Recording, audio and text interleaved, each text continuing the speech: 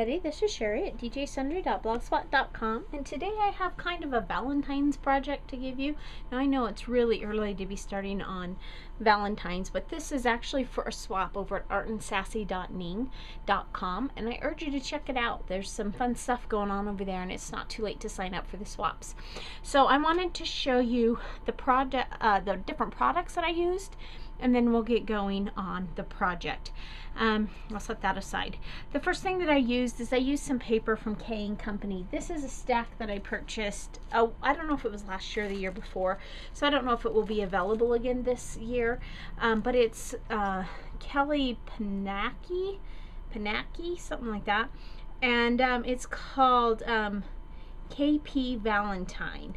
And so it's just really fun double-sided paper, and I've really used this pad a lot and it's falling apart, but I did use some of the papers from there.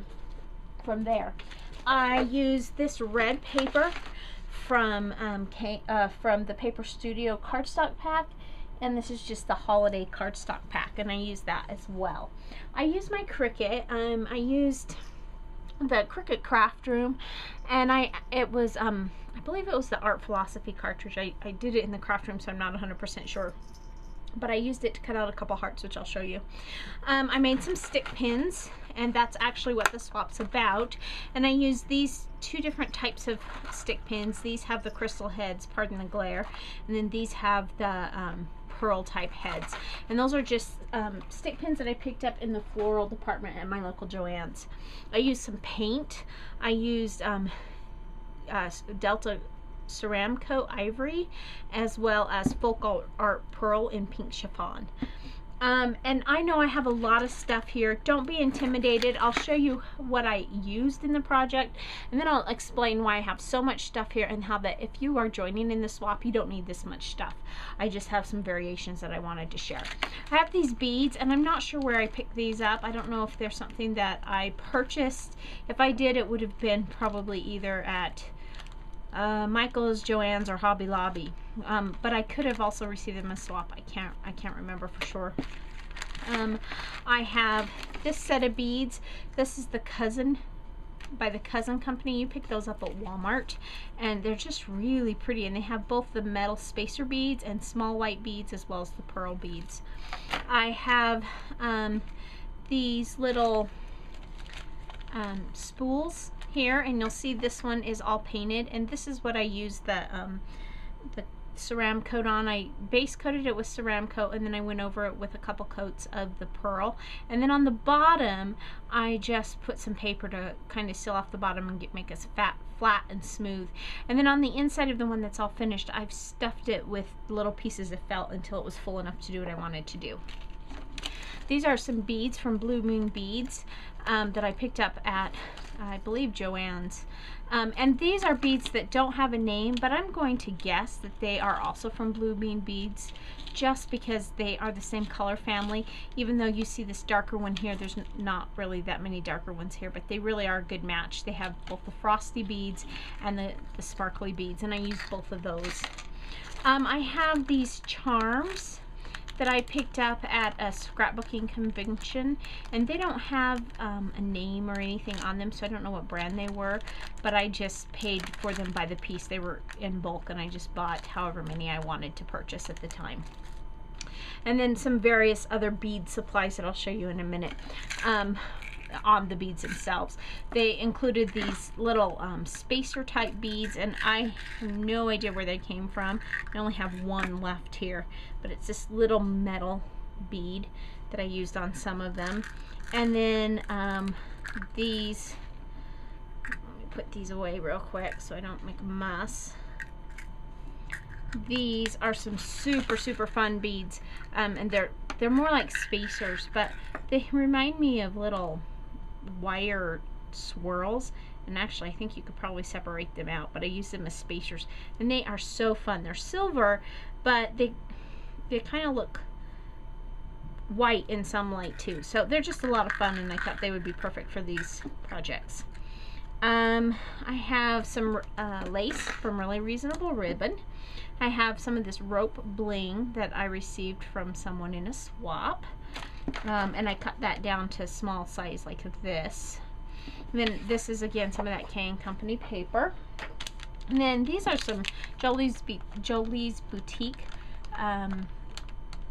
bling. They've got foam back adhesive, and I actually just picked these up a couple days ago at Michael's on clearance. So and they were fairly I think they were, I don't know, a couple dollars, $2 or $3 maybe. They were they're just really a lot of fun. And then of course we've got some fun 3-Girl Jam ribbon. I used this red ribbon candy from the Christmas holiday pack from this year, and then I also used some of this holly berry from a winter pack. So let me show you what I made. I made a set of 3 different stick pins, and I want to share them with you and and we'll walk through how I made them. So I'm going to pull this first one up here. This first one, I wanted one of them to have a charm. Now you'll see that they're all different, but they all are in the same color family. And the other thing that is the same about all of them is that I use these long beads here from that from the Blue Moon beads from this pack. I wanted one element to be the same on all of them to kind of tie them together. So on this one I used some links and put the love little dangly charm, and then I have some of the smaller beads from both those other smaller packs, and then these spacers in this one. And this one I used the crystal top. Now the ones without the charms, I used the pearl tops. And so on the first one I have these spacers that I showed you that I only have one left. That's because I used 3 on each pin, and I made 12 pins. So I started with the spacer and then the long bead, which again is the element that ties them all together, and then another spacer, then a smaller bead, and then from that white pearl-like bead pack I put that on the bottom, from the bottom of the spacer. So then when we go to this one, we have all from the same set. We've got the white big pearl, the 2 spacers, well there's actually 3 spacers here, and at the bottom is a smaller pearl, and then there's a little pink bead here with the long skinny bead in the middle. So that is my set of 3. Now, as I mentioned, I am making these for swap over at artandsassy.ning.com, and I'm actually hosting this swap. And so to enter the swap, you'll have to go over there and join the site, and then you'll see the rules. But what we're going to be doing is making a set of 3 stick pins, and you'll make 3 sets of 3, and each one needs a holder. And that is where all of the extra stuff came into play. Now I made 3 different holders just to share with you different ideas that I had. This is where I used the Cricut cartridge, and I cut the heart. These were about a little over 3 inches, and then I used the smaller one and cut out the smaller heart to put on the inside, kind of like a mini frame, and I put the bow here. To hold it together, I actually had these erasers that I had purchased last year in Valentine's clearance stuff, or before Valentine's. I think I did them for my nieces and nephews or something, I can't even remember.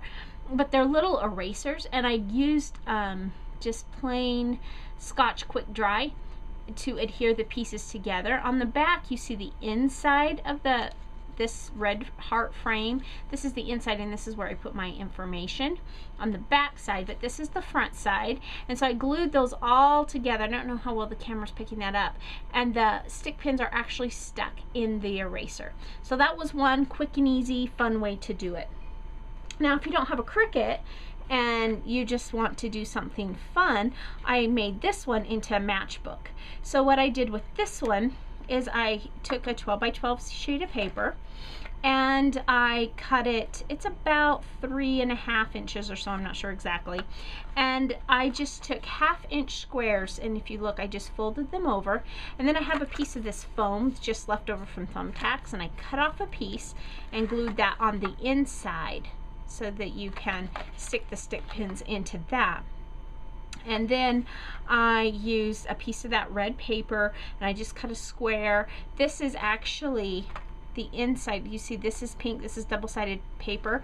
So this is actually a piece of the scrap left over, and I just flipped it over. I tied my bow around it, and I used a Fisker's punch to punch that. And then to hold it together, I thought, well, I could find Velcro or magnets or something, but instead I just found this little paper clip that I had in my stash, and I glued down some of the bling that I'll show you in another project too, onto the paper clip. Whoops. And then I'm using that just to stick in there to hold it shut. So super simple. You didn't need any really, well, this you used the Fisker's punch, but everything else was just cutting and gluing and folding and scoring and that kind of stuff to form this matchbook. And I just thought it was kind of cute and fun. So, and if you decide to join us in our swaps, these don't all have to be different. I just did them different to show you some differences here. And then the last one that I did was a spool. I took that spool like I showed you, and this is where I wrapped the lace around and glued it on.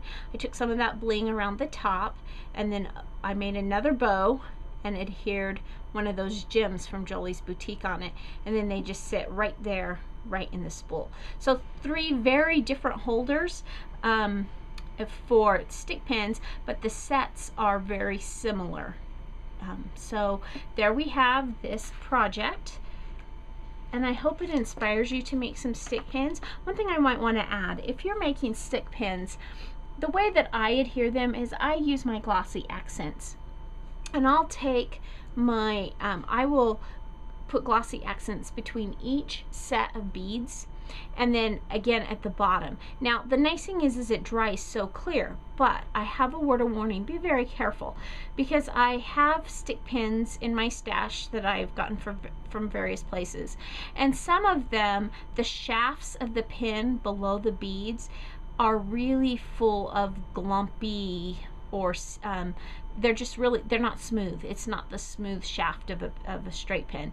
It's, you can tell that there's residual glossy accents or glue or whatever was used on it. So be sure and clean up those sticks so that they remain smooth, so that you can stick them in your project.